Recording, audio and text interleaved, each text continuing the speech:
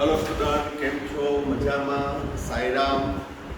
હવે chapter number 2 દ્રાવણોમાં આપણે last ટોપિકમાં ચર્ચા કરી હેનરીનો નિયમ, એની ઉપયોગિતા અને મર્યાદા વિશેની ચર્ચા કરી।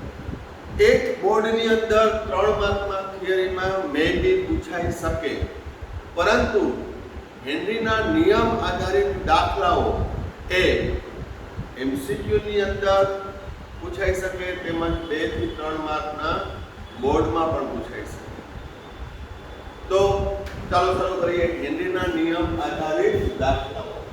આ દાખલાઓ છે એ એકદમ સરળ છે, એના 2 સૂત્ર આધારિત, કારણ કે હેનરીનો નિયમ આમ તો સરળ જ છે, કારણ કે એક જ વાત ઉપર ચર્ચા કરે છે કે વાયુની પ્રવાહીમાં દ્રાવ્યતા એના દબાણના સમપ્રમાણમાં હોય છે, અથવા તો દ્રાવણમાંનું વાયુનું વિભાગીય દબાણ એ દ્રાવ્યના મોલ અંશના સમપ્રમાણમાં હોય છે। આ બાબત ઉપર ચર્ચા કરી છે અને એના આધારે સૂત્ર આવ્યું P બરાબર kx, જ્યાં k જે છે હેનરી અચળાંક છે, x છે એ દ્રાવ્ય થયેલા મોલ અંશ છે। એટલે હેનરીના નિયમમાં તમને સાંદ્રતા કોઈ પણ આપી હોય, પણ એને મોલ અંશમાં કન્વર્ટ કરવાનું, અને મોલ અંશમાં કન્વર્ટ કરવા માટે તમને સાંદ્રતા આધારિત દાખલાઓ જે કરાવ્યા હતા એ બધાના સૂત્ર ઠંડા આવડવા જોઈએ, બરોબર।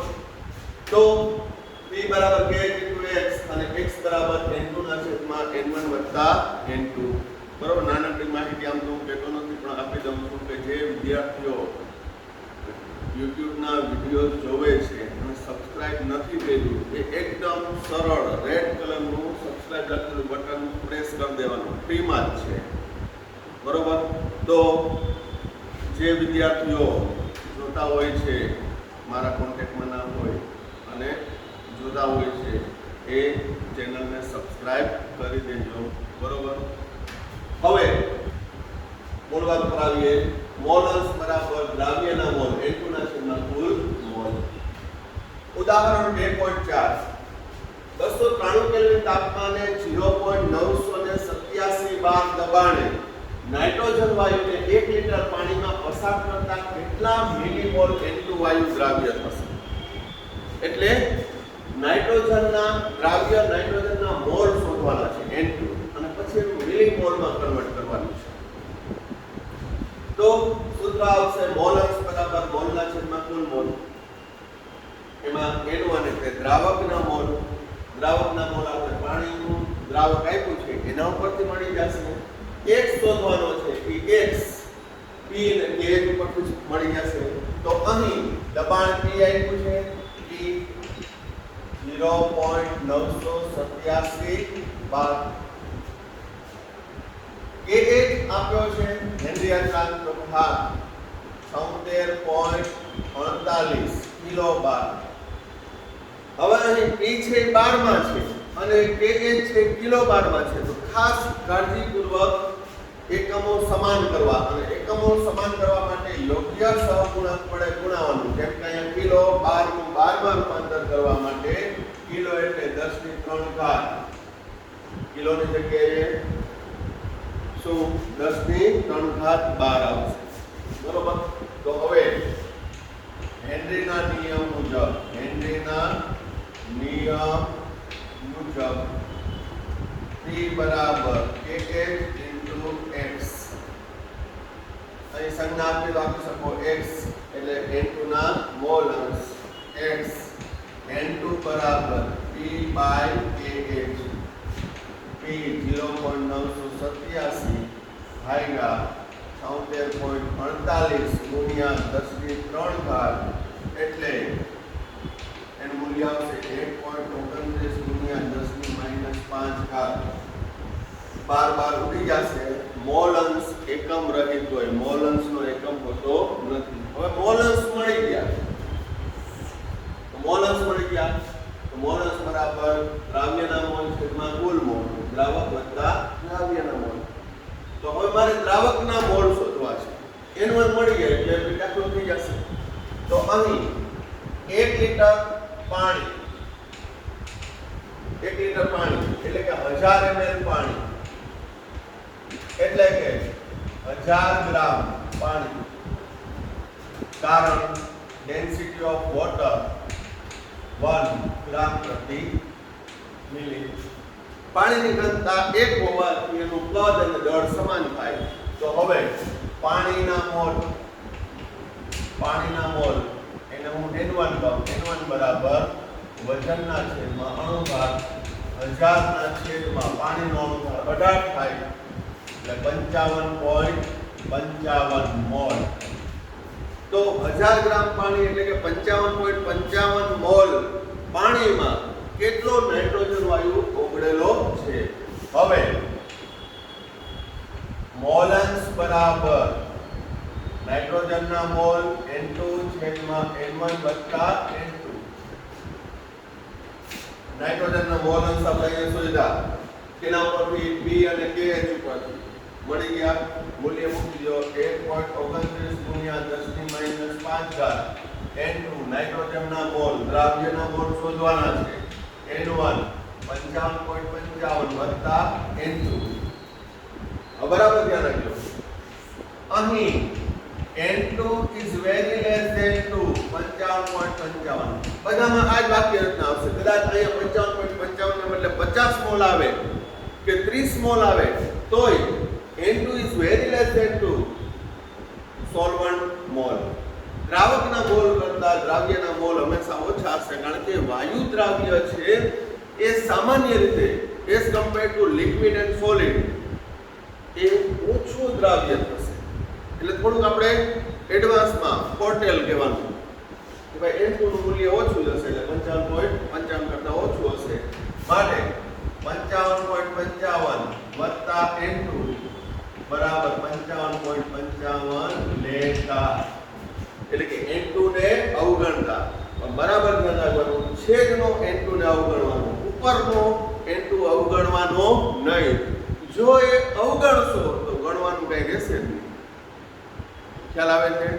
તો અહીં 1.29 ગુણ્યા 10 ની માઈનસ 5 બરાબર N2 ના છેદમાં 55.55. N2 ને સૂત્રનું કરતા બનાવો 55.55 એટલે ગુણાકાર કરતા મૂલ્ય આવશે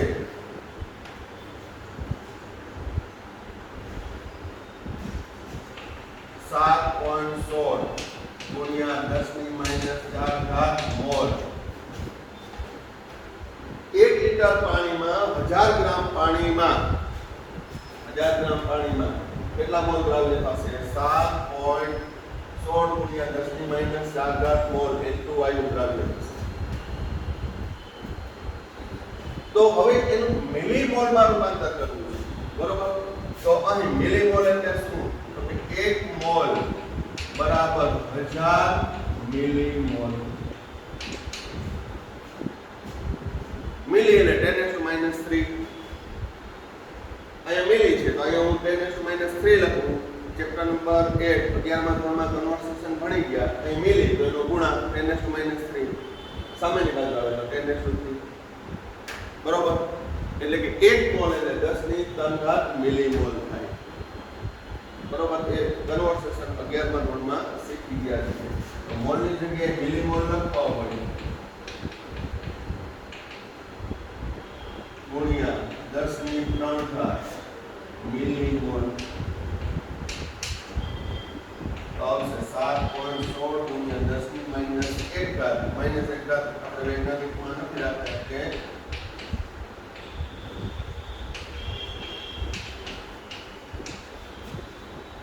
કેટલો આવશે 0.716 મિલીમોલ N2 વાયુ 1000 ગ્રામ પાણીમાં 1 લિટર પાણીમાં દ્રાવ્ય હશે. બરોબર. તો અહીં આપણે N2 નું મૂલ્ય મળ્યું તમે જોઈ શકો 7.16 ગુણ્યા 10 ની માઈનસ 4 મોલ એટલે 0.0000716 is very less than 255.55. એટલે જ અહીંયા એડવાન્સમાં જ અવગણી દેખાય કારણ કે વાયુ ઓછું દ્રાવ્ય હશે. એટલે જ આપણે એના સાંદ્રતાનો એકમ ppm માં લેતા હતા. કે ppm ક્યારે લેવાય? તો કે જ્યારે દ્રાવ્યનો જથ્થો ઓછો દ્રાવ્ય હોય તો ત્યારે સાંદ્રતાનો એકમ ppm માં દર્શાવવામાં આવે છે. જેમ કે પાણીમાં ઓગળેલો ઓક્સિજન, વાતાવરણમાં રહેલા પ્રદૂષક વાયુનું પ્રમાણ, વાતાવરણનું જોઈએ તેનું પદ કેવડું થાય હવાનું, એમાં પ્રદૂષક વાયુનું પ્રમાણ તો એ ppm માં દર્શાવાય. શુદ્ધ ધાતુમાં રહેલી અશુદ્ધિનું પ્રમાણ એ ppm માં દર્શાવાય. બરોબર? એવી રીતે અહીં દ્રાવ્ય થયેલો વાયુ ppm માં દર્શાવે. તમે ppm માં કન્વર્ટ કરી શકો. પાર્ટ્સ પર મિલિયનમાં રૂપાંતર કરવા માટે દ્રાવ્યનો જથ્થો મિલીગ્રામમાં હોવો જોઈએ, તો મોલનું ગ્રામમાં આપણે ગ્રામનું મિલીગ્રામમાં રૂપાંતર કરી શકાય. તો અહીં ઇન્સ્ટન્ટમાં હું ppm અને મોલારિટી શોધો. આ મૂલ્ય છે નાઇટ્રોજન વાયુ કેટલો દ્રાવ્ય થયો છે એની સાંદ્રતા ppm માં શોધવાની છે અને મોલારિટી માં શોધવાની છે. તમે મોલસ જાણો છો તો પણ મોલારિટી મળશે.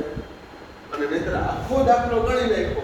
તમે જો અહીંયા મોલ છે, નાઇટ્રોજનના મોલ આવી ગયા, 1000 ગ્રામ દ્રાવક છે, તો મોલ પ્રતિ 1000 ગ્રામ એટલે મોલાલિટી. વ્યાખ્યાઓ યાદ રાખવાની. મોલાલિટી એટલે મોલ પ્રતિ કિલોગ્રામ. 1000 ગ્રામમાં કેટલો દ્રાવ્ય છે? 7.16 × 10⁻⁴. તો એક જવાબ તો એમને મેં હિન્ટમાં જ આપી દીધો. કયો? 7.16 × 10⁻⁴ મોલ પ્રતિ કિલોગ્રામ એટલે કે મોલ. તોતડું બોલવાનું, મોલ. બરોબર? ppm માં શું કરવું પડશે? ppm માં મોલનું ગ્રામમાં વજન શોધવાનું અને એ ગ્રામમાં વજન શોધી લ્યો તો દ્રાવ્યનું વજન છેદમાં દ્રાવણનું કદ. જો તમે આ ગ્રામમાં લ્યો, આ ml માં લ્યો તો મેં શીખડાવ્યું છે 10⁶ વડે ગુણી નાખવાનું એટલે ppm માં પણ મળી જશે. આવી પ્રેક્ટિસ કરવાની કે જેથી આપણા સાંદ્રતા આધારિત સૂત્રો છે એ સતત આપણા માઇન્ડમાં છે વણાતા. તો આ બે હોમવર્કમાં ઇન્સ્ટન્ટ તો ના કહેવાય કારણ કે મેં હિન્ટ આપી દીધું, પણ એ હોમવર્કમાં તમારે લખીને મને બતાવવાના છે. બરોબર? આ પ્રકારના દાખલામાં બીજા કાંઈ નથી, બે સૂત્રો જ આવશે. બે સૂત્રો. પહેલામાં મોલન્સ શોધી લ્યો, બીજામાં મોલન્સ મૂકી N2 દ્રાવ્યના મોલ શોધી લ્યો. દ્રાવ્યના મોલ શોધી લ્યો એટલે રાજા. તમને જે માંગ્યું હોય સાંદ્રતાના એકમો કોઈ પણ કન્વર્સેશન માંગ્યું હોય તમે કરી શકો.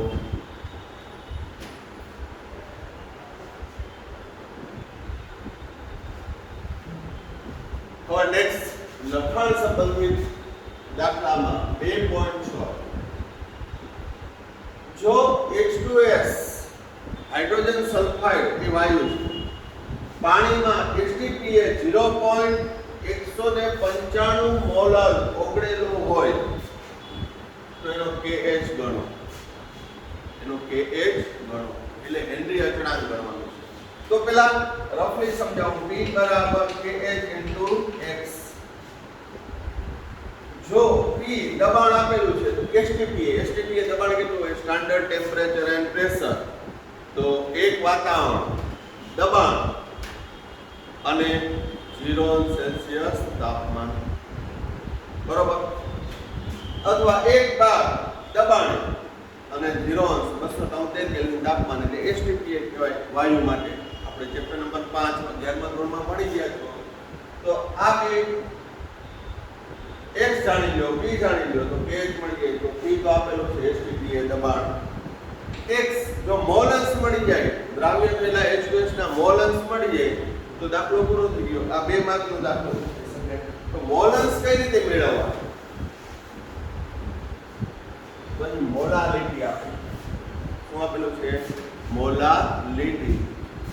મેં તમને કીધું હતું કે સાંદ્રતાના એકમો અને તેના રૂપાંતરણોની પ્રેક્ટિસ કરજો, જે આગળ જતા થિયરીમાં કન્વર્સેશન માટે ખૂબ જ ઉપયોગી થશે.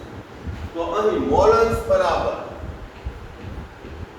Mall fraction of H2S equal to molarity plus 55.55 કારણ કે જલીય દ્રાવણ છે, પાણીમાં ઓગળેલું છે. તેનું સૂત્ર મોલારિટી આપેલી છે, મૂકી દો 0.195 ભાગ્યા 0.195 વત્તા 55.55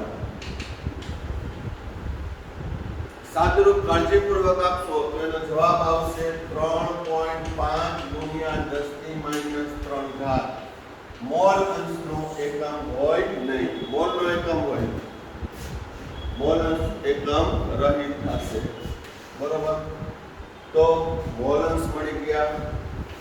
હવે STPA દબાણ P 1 બાર થશે.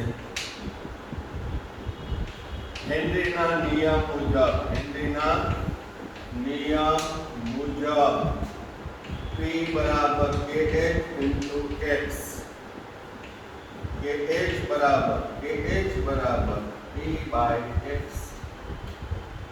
P 1 બાર X મોલ અંશ 3.5 ગુણ્યા 10 - 3 ઘાત. તો KH આવશે 285.71 બાર. આ 12 માં એકમ રહ્યો તો KH આવશે 12. રાઉન્ડ અપ કરું તો 286 બાર. MCQ માં પૂછ્યું હોય અને કિલો બાર માં જવાબ આપ્યો હોય, બરોબર, તો 12 નું કિલો બાર માં રૂપાંતર કરવા માટે 1000 વડે ભાગવાના. 0.286 કિલો બાર. ઓપ્શન 286 કિલો બારે આપ્યું હોય અને 0.286 કિલો બાર આપ્યું હોય તો ઉતાવળ નહીં કરવાનું. 12 માં 286 અને કિલો બાર માં 0.286. અહીં સિમ્પલ મેથ છે અને એકમોના રૂપાંતરણ છે. બાકી સૂત્રમાં કે એવું બધું બહુ મોટું માઇન્ડ લડાવવાની જરૂર છે નહીં. બે સૂત્ર આધારિત દાખલા થઈ જશે. બે સૂત્ર એપ્લાય કરો, દાખલા થઈ જશે. પ્લસ આઉટમિસ્ટેડ મોલ આવતું હોય કે ભાઈ 0.195 મોલર. હવે અહીં બરાબર ધ્યાન રાખજો. આના પહેલા આપણે પ્રશ્નની ચર્ચા કરી હતી, એમાં કીધું કે કેટલા લીટર કે ml પાણીમાં આટલો H2S દ્રાવ્ય થયેલો હશે. 0.195 મોલર H2S ને દ્રાવ્ય કરવા જરૂરી પાણીનું કદ ml માં અથવા લીટર. તો હવે જોજો, મોલ અંશ બરાબર N2 ના છેદમાં N1 વત્તા N2. તમે મોલ અંશ જાણો છો, મોલ અંશ જાણો છો, N2 ના મોલે જાણો છો. તો N1 દ્રાવકના મોલ શોધવા પડે. શું શોધવા પડે? દ્રાવકના મોલ. દ્રાવકના મોલ પરથી દ્રાવકનું વજન મળે. તો હું દાખલો આગળ ગણાવીશ. પણ અહીંયા જે પ્રશ્ન પૂછ્યો છે ને, બરોબર, એ થોડો ટ્રિકી ક્વેશ્ચન કહેવાય. જો તમને સાંદ્રતાનો કન્સેપ્ટ ક્લિયર હોય તો આ બધી માથાકૂટ કરવી પડે જ નહીં. કઈ એક જ લીટીમાં જવાબ આવી જાય. શું ખબર? 0.195 મોલર. તો વ્યાખ્યા 11મા ધોરણમાં સારી રીતે આપણે ભણાવી છે કે 0.195 મોલર એટલે કે 0.195 મોલ H2S 1000 ગ્રામ દ્રાવકમાં ઓગળેલ છે. 1000 ગ્રામ દ્રાવકમાં ઓગળેલ છે. તો 1000 ગ્રામ દ્રાવક શું છે? પાણી છે. 1000 ગ્રામ પાણી બરાબર 1000 ml પાણી બરાબર 1 લીટર પાણી. તો 0.195 મોલ H2S અથવા તો 3.5 ગુણ્યા 10 - 3 ઘાત મોલ અંશ H2S દ્રાવ્ય કરવા જરૂરી પાણીનું કદ કેટલું? 1000 ml અથવા 1 લીટર. ખ્યાલ આવે છે? તો તમે આમાંથી આ ક્વેશ્ચન આપણે ભણ્યા હોય પણ ટ્વિસ્ટ કરીને આવું પૂછે તો પણ તમે જવાબ એટેમ્પ કરી શકો. ફક્ત થિયરિકલ નોલેજ હોવું જરૂરી છે. તમારું માઇન્ડ એ ટાઈપનું સેટઅપ હોવું જરૂરી છે. ખાલી એટલો પૂરતો નહીં કે આ દાખલો પૂછે તો આ પાકો કરી નાખો, જવાબ સાચો. અહીં મૂલ્ય બદલી નાખ્યું, 0.195 ને બદલે કોઈ પણ અન્ય મોલર આપ્યો, બરોબર, કે 0.205 મોલર, 0.01 મોલર હોય, શું ફેર પડે?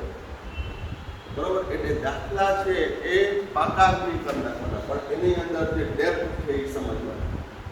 બરોબર, વ્યવસ્થિત જોઈ લેજો.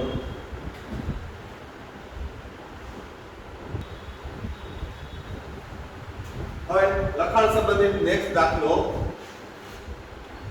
2.7. 298 કેલ્વિન તાપમાને 2.5 વાતાવરણ દબાણે 2.5 વાતાવરણ દબાણે 600 ml પાણીમાં કાર્બન ડાયોક્સાઇડ વાયુ પસાર કરે છે. જો કાર્બન ડાયોક્સાઇડ વાયુ માટે હેનરી અચળાંક Kh નું મૂલ્ય 1.67 ગુણ્યા 10⁸ પાસ્કલ હોય તો CO2 ની દ્રાવ્યતા મિલીમોલ અને ગ્રામમાં શોધો. બીજો એક આ જે દાખલા, ત્રીજો દાખલો હેનરીના નિયમ આધારિત છે. તમે દરેકમાં ઓબ્ઝર્વ કરજો અને સાથે સાથે થિયરીમાં પણ સરખાવતા જજો. મેં હેનરી અચળાંક Kh નું મૂલ્ય માટે એક વાક્ય બોલ્યું હતું કે અચળ તાપમાન અને દબાણે જુદા જુદા વાયુ માટે હેનરી અચળાંક Kh ના મૂલ્ય જુદા જુદા હોય છે. કારણ શું? દરેક વાયુનું જુદા જુદા વાયુ માટે દ્રાવ્યતા જુદી જુદી હોય, પરિણામે Kh ના મૂલ્ય પણ બદલાય છે. તાપમાન વધે તો Kh નું મૂલ્ય વધે ખરા, જેથી દ્રાવ્યતા ઘટશે. આ છેલ્લું વાક્ય રચના છે. તાપમાન વધારતા Kh હેનરી અચળાંક નું મૂલ્ય વધે છે અને વધે એટલે દ્રાવ્યતા ઘટશે. બરોબર. તો હવે જુદા જુદા તાપમાને અને દબાણે Kh ના મૂલ્ય છે, અચળ તાપમાન અને દબાણે Kh ના મૂલ્ય જુદા જુદા વાયુ માટે જુદા જુદા હોય એનું ટેબલ પણ તમને ટેક્સ્ટ બુકમાં નોલેજ માટે આપ્યું છે. બાકી મૂલ્ય એ કે યાદ રાખવાની જરૂર નથી, કારણ કે એ દાખલામાં આપી જ દે છે. તો સૂત્ર એક જ આવશે. દબાણ જાણો છો, Kh જાણો છો, તો મોલન્સ મળી જાય. મોલન્સ મળી જાય તો N2 ના છેદમાં N1 વત્તા N2 મોલન્સ મળી ગયા. તમારે દ્રાવ્યના મોલ એટલે કે CO2 ના મોલ શોધવાના છે. N1 દ્રાવકના મોલ એટલે કે પાણીના મોલ શોધી લ્યો.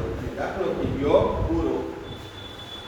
પરંતુ આ બે સૂત્રમાં તમે મૂલ્ય મૂકો અને તમારો દાખલો સાચો પડે એવું જરૂરી નથી. કેમ જરૂરી નથી? તો કે સાથે સાથે અહીં એકમોમાં પણ ધ્યાન રાખવું જવું જોશે. અહીં P બરાબર 2 વાતાવરણ 2.5 વાતાવરણ છે. Kh નું મૂલ્ય છે 1.67 ગુણ્યા 10⁸ પાસ્કલ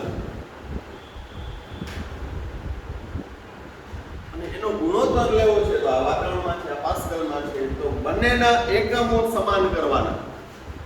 વાતાવરણને પાસ્કલમાં રૂપાંતર કરો અથવા પાસ્કલને વાતાવરણમાં. તો આપણે જાણીએ છીએ કે એક વાતાવરણ બરાબર 10⁵ પાસ્કલ માટે P બરાબર 2.5 વાતાવરણની જગ્યાએ હું શું લખી શકું? 10⁵ પાસ્કલ. અહીં શબ્દ બદલાવો તો એની સાથે એના ગુણાંક પણ બદલાઈ જાય. આ વાતાવરણ છે, પણ એક વાતાવરણ એટલે કે 10⁵ પાસ્કલ. Kh આપેલો છે હેનરીના નિયમ મુજબ P બરાબર Kh into x, x બરાબર P by Kh 2.5 ગુણ્યા 10⁵ છેદમાં 1.67 ગુણ્યા 10⁸ સાદુરૂપ આપશો એટલે આવશે 1.5 ગુણ્યા 10⁻³ દ્રાવ્ય CO2 ના મોલ અંશ મળ્યા. શું મળ્યા? હેનરીના નિયમ ઉપરથી મોલ અંશ. હવે 600 ml પાણી બરાબર 600 ગ્રામ પાણી, કારણ ડેન્સિટી ઓફ H2O 1 ગ્રામ પર મિલી. તો અહીં પાણીના મોલ N1 બરાબર દ્રાવકનું વજન ભાગ્યા અણુભાર એટલે 27.77 મોલ આવે. કેલ્ક્યુલેટર દ્વારા કરી લેવાનું. મોટે કરો તો વધારે સારું, કારણ કે તો કોમ્પિટિટિવ એક્ઝામમાં પણ તમને બેનિફિટ થશે. મારી હજુ કાંઈ હશું રેડીમેડ મટીરિયલમાંથી જવાબ યાદ રહી ગયો એ ટેમ્પરરી. પછી હું ભૂલી જાઉં તો મને કંઈ વાંધો ન આવે, કારણ કે મારી એક્ઝામ નથી દેવાની. તમારે આ બધી ગણતરીપૂર્વક પ્રેક્ટિસ કરવાની. કહેવાનો ભાવ છે કે મટીરિયલમાંથી ઉતારા પાણી નહીં કરવાના, બરોબર? અહીં નોટ્સની અંદરથી કે ટેક્સ્ટ બુકમાંથી જવાબમાં ભૂલેલું હોય છે, તમારે ખાતરી કરી લેવાની, બરોબર છે? જેથી તમને એ મહાવરો એક ટેવ પડશે. મારે તો ખાલી એની રીત જ શીખવાડવાની છે. ગણતરીની અંદર તો છે એ તમારે કરવાની, જેથી ભૂલ ના થાય. ઘણા વિદ્યાર્થીઓ છે એ દાખલા છે એ વાંચીને પાકા કરતા હોય, વાંચવાના ના હોય, ગણવાના. અને જ્યારે ફર્સ્ટ ટાઈમ તમે ભણો ત્યારે જ ગણો. ત્યારે જો તમે આળસ કરી રેડીમેડ મટીરિયલમાંથી ઉતારા પાણી કરો તો તમારો વિકાસ થાય નહીં, બરોબર? અને મને નરેન્દ્ર મોદી બેને વિકાસ ખૂબ જ ગમે છે. વિકાસ થવો જોઈએ, બસ. આપણે જે ફિલ્ડમાં છીએ એમાં આપણો પ્રોગ્રેસ થવો જોઈએ. પ્રોગ્રેસ ક્યારે થાય આ બધું તમે જાતે ગણો તો. ઓકે, એટલે આશા રાખું છું કે દાખલા વાંચવાને બદલે હવે ગણતા રહેશો. હવે મોલ અંશ બરાબર N2 ના છેદમાં N1 વત્તા N2. મોલ અંશ આવ્યા છે 1.5 ગુણ્યા 10 ની માઈનસ 3 ઘાત N2 શોધવાના છે 27.77 વત્તા N2. N2 is very less than to 27.77 કઈ જ દેવાનું, એટલે N2 ને અવગણી નાખો એટલે 1.5 ગુણ્યા 10 ની માઈનસ 3 ઘાત N2 27.77. N2 નું મૂલ્ય શોધશો 1.5 ગુણ્યા 10 ની માઈનસ 3 ઘાત ગુણ્યા 27.77. તો એનો આન્સર આવશે 41.65 ગુણ્યા 10 ની માઈનસ 3 ઘાત મોલ CO2. મિલીમોલમાં કીધું છે 41.65 ગુણ્યા 10 ની માઈનસ 3 ઘાત મોલ. મોલના મિલીમોલમાં રૂપાંતર કરો એટલે 1000 વડે ગુણવાનું. મિલીમોલ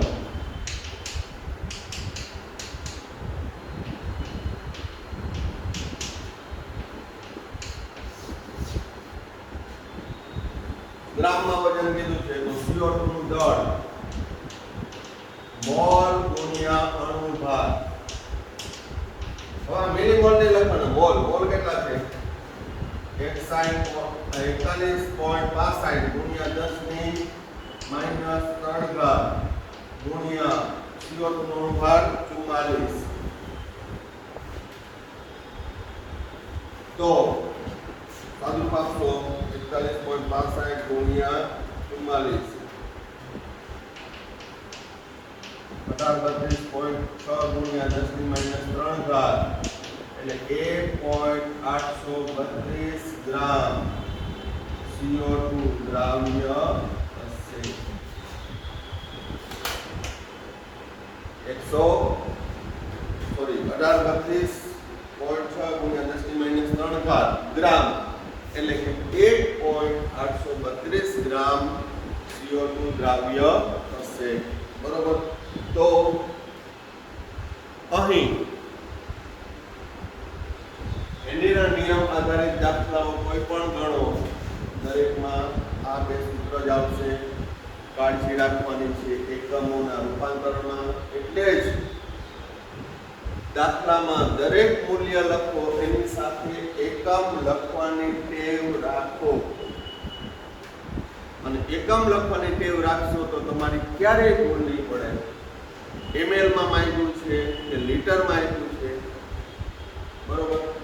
તો એકમ લખવાની ટેવ રાખશો તો ક્યારેય ભૂલ પડશે નહીં. પણ ટેવ રાખજો. ઘણા બધા વિદ્યાર્થીને ટેવની ખાલી જવાબ જ મોકલી દીધો, બરોબર? કે 40 તો 40 શું છે? અવ્યાખ્યાયિત ખાલી એક ગાણિતિક મૂલ્ય થઈ જાય. હું 11મા ધોરણમાં ચેપ્ટર નંબર 1 થી શીખવાડતો હોઉં છું. ભાઈ 5 તો શું છે? 5 એક અંક સંખ્યા છે, પણ 5 કિલોગ્રામ કહો તો એ દળની વાત થાય છે. કિલોગ્રામ એટલે એનો SI એકમ છે. 5 ગ્રામ કહો તો એ દળની વાત થાય છે, પણ CGS એકમ છે. 5 લીટર તો એ કદની વાત થાય છે. તો જે તે મૂલ્યને એનો ન્યાય મળે, એનું અર્થઘટન થાય. એટલા માટે આ નાની નાની બાબતો છે એ હું કન્સિડર કરતો હોઉં. વ્યવસ્થિત જોઈ લ્યો.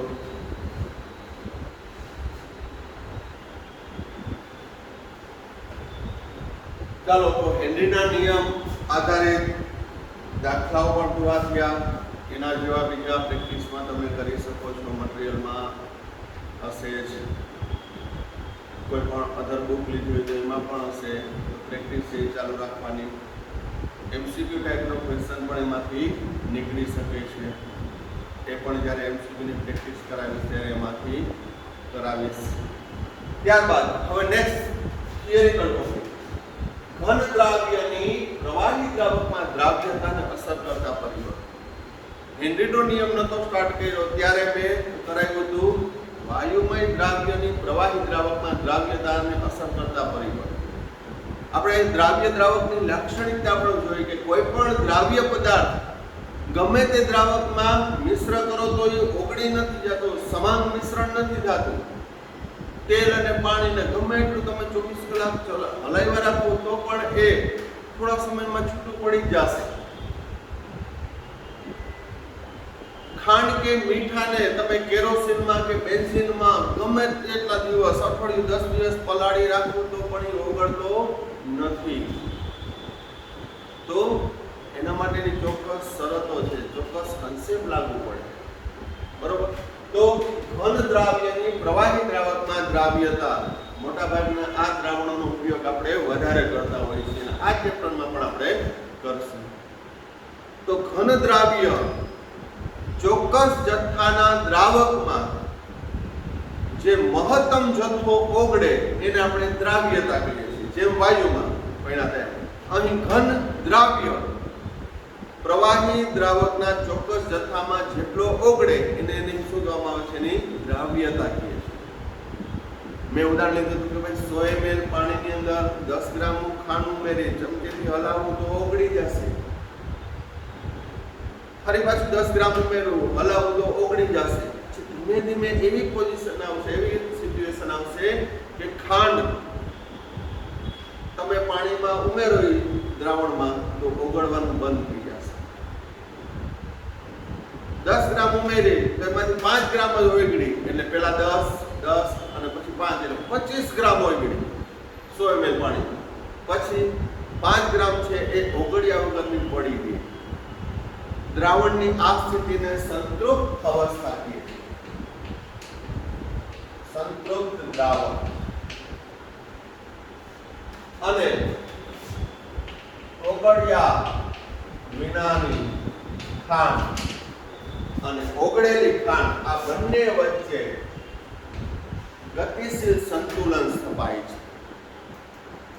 જેમ કે અહીં મેં 30 ગ્રામ ખાંડ ઓગાળી, પણ 30 માંથી 25 છે, 25 ગ્રામ દ્રાવ્ય છે, 5 ગ્રામ અદ્રાવ્ય.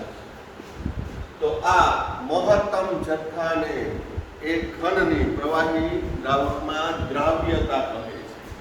અને ઓગળ્યા વગરના વચ્ચે ગતિશીલ સંતુલન સ્થપાય છે. એટલે કુલ જથ્થો 25 ને 5 30 જ રહીએ, પણ ઓગળેલો જથ્થો 25,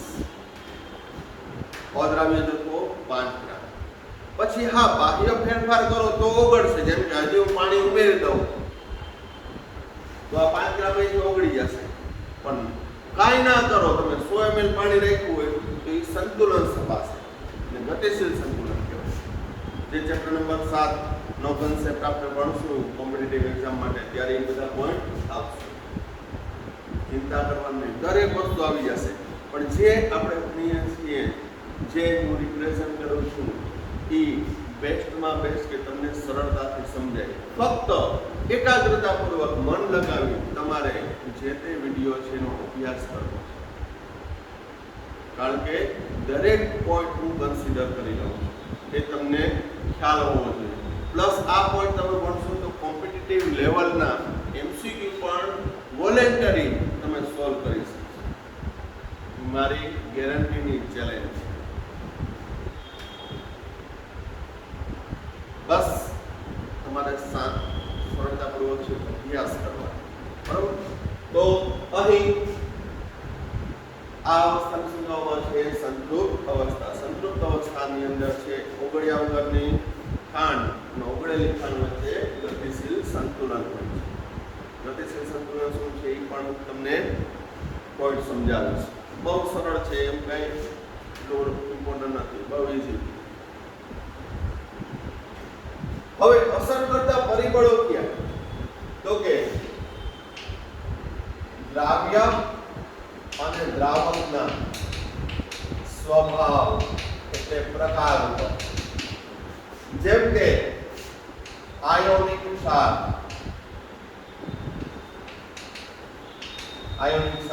NaCl, KCl, NaBr, ZnSO4, CuSO4. Ionic ક્ષાર મોટા ભાગના પાણીમાં દ્રાવ્ય, પાણીમાં કેવા હશે? દ્રાવ્ય. જ્યારે આવા પદાર્થો, આયોનિક પદાર્થો, આ ઉપરાંત કાર્બનિકમાં ગ્લુકોઝ, ખાંડ, યુરિયા, આ બધા પણ પાણીમાં દ્રાવ્ય હોય.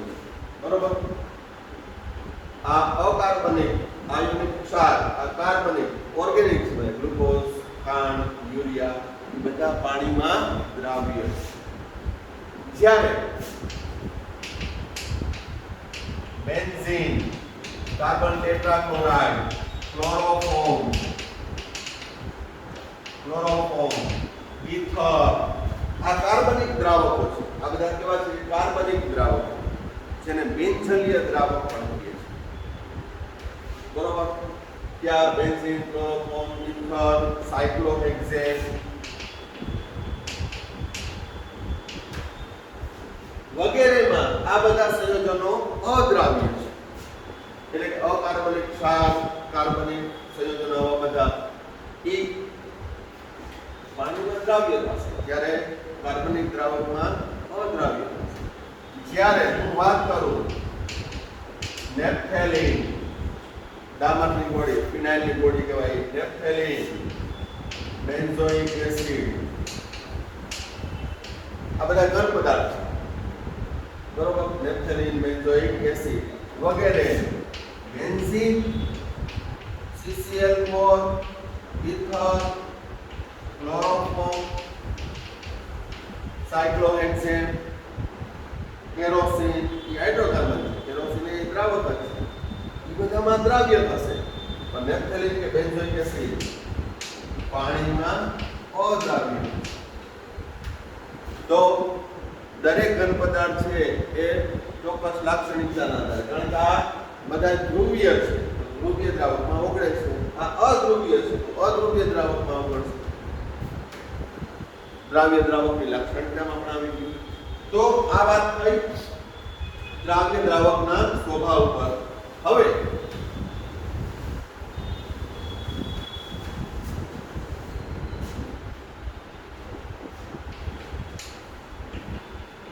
તાપમાનની અસર. આપણે આગળના ટોપિકમાં ભણી ગયા છીએ કે ઘન દ્રાવ્ય, પ્રવાહી દ્રાવક, પ્રવાહી દ્રાવણ બને. પ્રવાહી દ્રાવણ બને. દ્રાવણનો પ્રકાર. દ્રાવક પ્રવાહી છે એટલે દ્રાવણી પ્રવાહી બનશે. ખાંડનું જલીય દ્રાવણ, મીઠાનું જલીય દ્રાવણ, ગ્લુકોઝનું જલીય દ્રાવણ. બરોબર? તો એ બધા પ્રવાહી દ્રાવણ થશે. પરંતુ આ પ્રક્રિયા છે એ ઉષ્મા શોષક છે. ઉષ્મા શોષક છે. ઉષ્મા શોષક હોવાથી તાપમાન વધારતા પ્રક્રિયા કઈ દિશામાં થાય? પુરોગામી દિશામાં. તાપમાન વધારો એટલે પ્રણાલી તાપમાન ઘટાડશે. ઘટે ક્યારે? ઉષ્માનું શોષણ કરે. ઘન દ્રાવ્ય, પ્રવાહી દ્રાવક, એ દ્રાવ્યતા વધે છે. ઘન દ્રાવ્ય ને પ્રવાહી દ્રાવકમાં ઓગાળી ગરમ કરતા દ્રાવ્યતા વધશે. મેં તમને ઉદાહરણ આપ્યું કે 25 ગ્રામ ખાંડ ઓગળેલી છે, ઘોડાના તાપમાને ચમચીથી હલાવવું, ઓગળે જો હું એને સ્ટવ ઉપર રાખી દઉં, બર્નર ઉપર રાખી દઉં, ગેસ ઉપર રાખી દઉં, તરત જ ઓગળી જશે, તરત જ ઓગળી જશે. જનરલી એક લીંબુ શરબત બનાવવાની એક ટિપ્સ આપું છું તમને કે લીંબુ શરબત બનાવો તો ત્યારે છે ને એ ઠંડુ પાણી પહેલેથી નહીં લઈ લેવાનું. પહેલા માટલાનું પાણી અથવા તો જે આપણે આરોમાંથી ડાયરેક્ટ આવતું પાણી લઈ ખાંડ ઓગાળી નાખવાનું, પછી એમાં બરફના ક્યુબ નાખી દેવાના, લીંબુનો રસ નાખી દેવાનો. બાકી ઠંડા પાણીમાં ખાંડ ઓગાળશો, કારણ કે નીચા તાપમાને દ્રાવ્યતા ઘટી જાય, મહેમાન વયા જશે પછી ખાંડ ઓગળશે. મહેમાનને ના પીવડાવવું હોય તો આ ટ્રાય કરજો. બાકી નોર્મલ ટેમ્પરેચર રહેલા પાણીમાં પહેલા ખાંડ ઓગાળી અને પછી લીંબુનો રસ ને મીઠું ને આઈસ ક્યુબ ને નાખવાના. ઠંડા પાણીમાં ખાંડ ઓગાળવાની નહીં. અડધી પોણી કલાક થશે અને હલાવીને હાથ પણ મૂકી જશે. હવે એ કીધું થાય. ઓકે, તો તાપમાન વધારતા અહીં દ્રાવ્યતા વધશે. પરંતુ સંતુલન પ્રક્રિયા હોય, સંતુલન પ્રક્રિયા પ્રતિવર્તી પ્રક્રિયા કહેવાય. કેવી કહેવાય? પ્રતિવર્તીમાં. પ્રતિવર્તી બે પ્રકારની પ્રક્રિયા હોય. પહેલું ઘન દ્રાવ્ય પ્રવાહી દ્રાવણ વત્તા ઉષ્મા પ્રવાહી દ્રાવણ. આ છે ઉષ્મા શોષક પ્રક્રિયા. ઉષ્મા શોષક. બીજું ઉદાહરણ ઘન દ્રાવ્ય પ્રવાહી દ્રાવક. પ્રવાહી દ્રાવણ બને જ્યારે ઉષ્મા મુક્ત થાય છે. આને કહેવાય ઉષ્મા ક્ષેપક. આને કહેવાય ઉષ્મા ક્ષેપક પ્રક્રિયા. બરાબર ધ્યાન રાખજો. ઉષ્મા શોષક પ્રક્રિયા હોય તો એમાં તાપમાન વધારતા દ્રાવ્યતા વધે છે. લોસ એટેલિયર સિદ્ધાંત, અને પેલાના ટેડમાં સમજાવ્યું હતું. લોસ એટેલિયર સિદ્ધાંત શું કહે છે? તો કે જે તમે બહારથી ફેરફાર કરો ને પ્રણાલી એટલે આ પ્રક્રિયા, એનાથી વિરુદ્ધ ફેરફાર કરશે. બરોબર? એ તાપમાન વધારો તો પ્રણાલી તાપમાન ઘટાડશે. ઘટાડે ક્યારે? તો આ ઉષ્મા છે એ આ બે મેળવી અને પુરોગામી દિશામાં પ્રક્રિયા થાય. પુરોગામી દિશામાં એટલે પ્રવાહી દ્રાવણ બને એટલે દ્રાવ્યતા વૈધી કહેવાય. તાપમાન વધાર્યું તો પ્રણાલી તાપમાન ઘટાડવા માટે ઉષ્માનું શોષણ કરે. ઉષ્માનું શોષણ કરે એટલે પુરોગામી દિશામાં પ્રક્રિયા થાય. પુરોગામી દિશામાં એટલે પ્રવાહી દ્રાવણ એટલે દ્રાવ્યતા વૈધી. હવે તાપમાન ઘટાડો. આમાં ઠંડુ પાણી લ્યો, તાપમાન ઘટ્યું છે તો પ્રણાલી તાપમાન વધારવાનો પ્રયત્ન કરશે. વધારવાનો પ્રયત્ન કરે એટલે પ્રતિગામી દિશામાં. અને એનાથી પણ સિમ્પલ હું એમ કહું કે ખાંડનું દ્રાવણ તમે ઠંડુ પાડજો, તમને ખાંડના અદ્રાવ્ય ઘન કણ એમાં જોવા મળશે. ખાંડનું દ્રાવણ બનાવી અને પછી એને ફ્રીઝમાં રાખી દેજો, ફ્રીઝરમાં રાખી દેજો થોડો સમય, બરફ થઈ જાય એવું નહીં, થોડો સમય રાખી દેજો. અને પછી એ કાચના ગ્લાસમાં જોશો તો કાચ જેવી કણીઓ જોવા મળશે. ખાંડના અણુ સ્ફટિકીકરણ થાય એટલે કે દ્રાવ્યતા ઘટશે. તો ફરીથી શોષક માટે શોર્ટમાં આટલું જ યાદ રાખવાનું. શોષક પ્રક્રિયા હોય તો તાપમાન વધારતા દ્રાવ્યતા વધે છે અને શોષક પ્રક્રિયામાં તાપમાન ઘટાડતા દ્રાવ્યતા ઘટે છે. એ પ્રેક્ટિકલી પણ અનુભવ કરી શકો. ઉદાહરણ તરીકે ખાંડનું જલીય દ્રાવણ અથવા તો આપણે ખાંડની ચાસણી બનાવતા હોય ને પછી ઠંડી કરવા મૂકી હોય તો એની બોર્ડરમાં ખાંડના સ્ફટિક જોવા મળે, કારણ કે ઠંડુ પાડતા દ્રાવ્યતા ઘટે એટલે અદ્રાવ્ય સ્વરૂપે ખાંડ જોવા મળશે. દ્રાવક છૂટો પડી જાય, બંધાવું.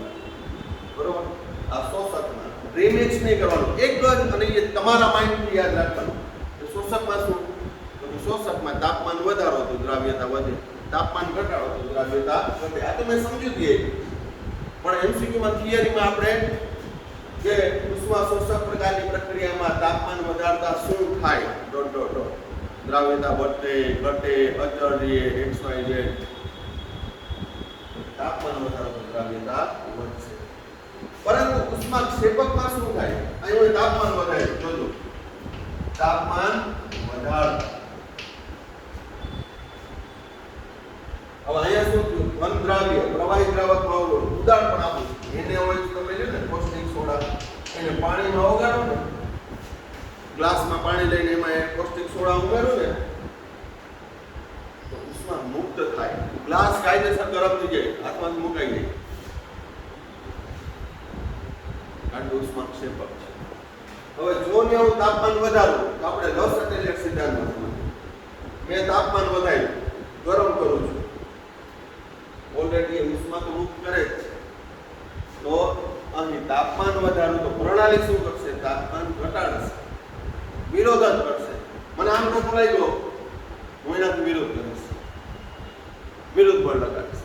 એમ પ્રણાલી પણ શું કરશે? તાપમાન વધારતા પ્રણાલી તાપમાન ઘટાડે. ઘટે કઈ દિશામાં? પ્રવાહી દ્રાવણ ઉષ્માનું શોષણ કરી પ્રતિગામી દિશામાં કરશે. પ્રતિગામી દિશામાં પ્રક્રિયા. પ્રતિગામી દિશામાં શું? ઘન દ્રાવ્ય વત્તા દ્રાવક, ઘન દ્રાવ્ય વત્તા દ્રાવક છૂટા પડી ગયા, એટલે દ્રાવ્યતા ઘટી. છૂટા પડી ગયા, દ્રાવ્યતા ઘટી. હવે તાપમાન ઘટાડતા શું થશે? પ્રણાલી તાપમાન વધારવાનો પ્રયત્ન કરશે. અહીં ઘટાડ્યું, પ્રણાલી વધારશે. વધે કઈ દિશામાં? ઘન દ્રાવ્ય પ્રવાહી દ્રાવક પ્રવાહી દ્રાવણ વત્તા ઉષ્મા છૂટી પડે છે. તો કન્સેપ્ટ બાંધી લેવાનો. શોષક પ્રક્રિયા હોય તો તાપમાનનો વધારો દ્રાવ્યતા વધારશે. એક જ સ્ટેટમેન્ટ યાદ રાખવાનું, પછી એને મન થાય ટ્વિસ્ટ કરવાની છૂટ. આપણે એક જ સ્ટેટમેન્ટ યાદ રાખીએ. ઉષ્મા શોષક પ્રક્રિયામાં તાપમાન વધારતા દ્રાવ્યતા વધશે. ઉષ્માક્ષેપક પ્રકારની પ્રક્રિયા હોય એમાં તાપમાન ઘટાડતા દ્રાવ્યતા વધશે. ઘટાડતા દ્રાવ્યતા વધશે. પછી કમેન્ટ ટ્વિસ્ટ કરીને છૂટ. શોષકમાં તાપમાનનો વધારો, ક્ષેપકમાં તાપમાનનો ઘટાડો, દ્રાવ્યતા વધારશે. બરોબર? તો આ કન્સેપ્ટ પ્રતિવર્તી માટે. બાકી ઓવરઓલ વ્યાપક રીતે તો ઘન દ્રાવ્ય જ્યારે પ્રવાહી દ્રાવકમાં ઓગાળવામાં આવે ને ત્યારે તાપમાન વધારતા દ્રાવ્યતા વધશે. પણ પ્રતિવર્તી પ્રક્રિયા હોય, સંતુલનમાં રહેતી પ્રક્રિયા હોય તો શોષક માટે વધારો, ક્ષેપક માટે ઘટાડો, દ્રાવ્યતા વધારશે.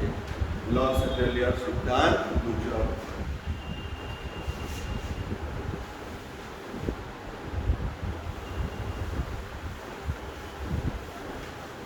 ત્યારબાદ છેલ્લું પરિબળ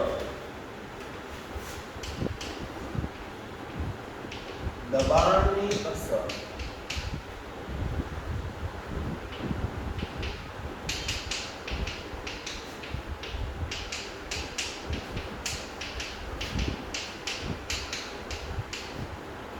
દબાણની સી અસર થાય?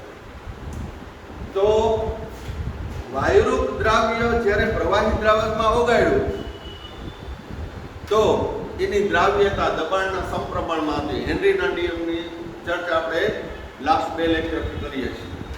પરંતુ ઘન દ્રાવ્ય હોય એટલે કે ઘન પદાર્થ હોય તો એ તો દબાણ ધરાવતો નથી. દબાણ ધરાવતો નથી. એટલે અહીં ઘન દ્રાવ્યને પ્રવાહી દ્રાવકમાં ઓગાળવામાં આવે અને પ્રવાહી દ્રાવણ બને ત્યારે દબાણની અસર ખૂબ જ નહિવત થાય. નેગ્લિજિબલ.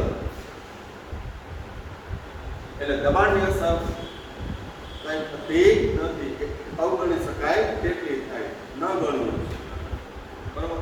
તો આજે મેં પોઈન્ટ ભણાવ્યો લાસ્ટ ગુસ્સેટ 2020 ની અંદર આ જે થિયરી રિલેટેડ ટોપિક પૂછાણો હતો, એમસીક્યુ પૂછાણો હતો. શું પૂછાણો હતો? કે ઘન દ્રાવ્યની પ્રવાહી દ્રાવકમાં દ્રાવ્યતાનો આધાર કયા પરિબળ પર રહેલો નથી? દ્રાવ્યના સ્વભાવ પર, દ્રાવકના સ્વભાવ પર, તાપમાન ઉપર કે દબાણ ઉપર? જવાબ દબાણ ઉપર. અને એ તમારે ખાતરી કરવી હોય તો યુસેટ 2020 નું સોલ્યુશન વાળો વિડિયો પણ મેં મૂકેલો છે, તમે જોઈ શકો છો. અથવા તમારી પાસે ગુસ્સેટના જૂના પેપર હોય તો એમાં પણ તમે સોલ્વ કરી શકો છો. એટલે દરેક વસ્તુ પ્રસ્તાવનાથી લઈ અને સ્વાધ્યાયના દરેક પોઈન્ટ તમારે સમજવા જરૂરી છે. ગમે ત્યાંથી પૂછાઈ શકે. આ વસ્તુ છે ઘણી જગ્યાએ ઉડી ગઈ, કન્સિડર ના કરી, પણ દરેકનું તમે એકદમ એકાગ્રતાપૂર્વક ભણશો તો સાથે સાથે કોમ્પિટિટિવ એક્ઝામ લેવલના ક્વેશ્ચન છે એ ચેલેન્જ આપું છું, તમે સોલ્વ કરી શકશો. હું મારા તરફથી તો કરાવીશ ક્વેશ્ચન, પણ તમે તમારી રીતે સોલ્વ કરી શકશો. અને એ અગત્યનું છે. મેં 5-10 જેટલા MCQ કરાવી દીધા તો એ મતલબ નહીં કે એ પૂછાશે, એવા જ આવે, એને રિલેટેડ એના જેવા આવે. પણ જો કન્સેપ્ટ ક્લિયર હશે તો તમે 10 નહીં 150 ક્વેશ્ચનથી સોલ્વ કરી શકશો. બરાબર? તો આ વિડીયોમાં આપણે અહીંયા સુધી રાખીએ છીએ. નેક્સ્ટ વિડીયો સંખ્યાત્મક ગુણધર્મ ખૂબ જ ઉપયોગી પોઈન્ટ છે, તો ત્યારે નેક્સ્ટ વિડીયોમાં મળશું. ફરી એકવાર કહી દઉં છું, જે સબસ્ક્રાઈબર નથી થયા એ પ્લીઝ સબસ્ક્રાઈબ કરી દેજો, કારણ કે 30% જેટલા છે સબસ્ક્રાઈબ ન કરેલા વિડીયો જુએ છે. બરાબર? તો આ સબસ્ક્રિપ્શન એ ફ્રીમાં છે. જી5નું કે પ્રાઇમ વિડીયોનું કે નેટફ્લિક્સનું સબસ્ક્રિપ્શન નથી લેવાનું. બરાબર? રેડ સબસ્ક્રાઇબ બટન જ દબાવવાનું છે, 30 સેકન્ડ એની, અને મફતમાં જ. બરાબર? એટલું તો તમારાથી થઈ શકે. Thank you. સાઈરામ.